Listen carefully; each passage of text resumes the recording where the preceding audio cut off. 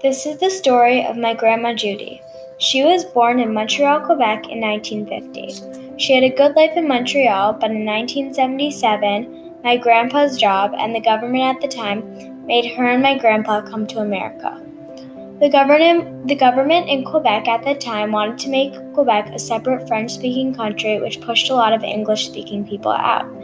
When Judy and my grandpa came to America, they arrived in New York City, where my grandpa's job was. Judy was very sad to leave her home and her family and friends, but also excited. Before she immigrated to the U.S., she had visited with family, so she was very familiar with and loved coming to New York. When Judy first arrived in the U.S., she remembers how she couldn't find anything in stores because everything was packaged differently.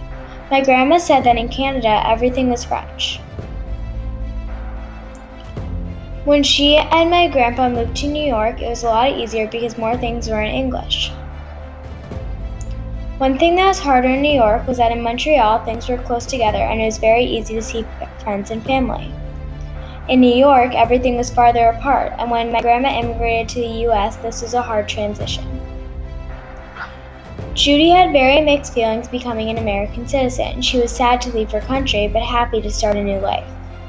For my grandma to become an American citizen, she had to take a test, be interviewed, do the Pledge of Allegiance, and sign a lot of papers. Since my grandma and grandpa immigrated to the U.S., they had kids and then grandkids, and all my grandma's friends moved to America. Luckily, my grandma was able to keep talking and visiting and her family and friends in Canada. Judy said that coming to America was a good decision, and if she didn't come to America, her life would not be as good.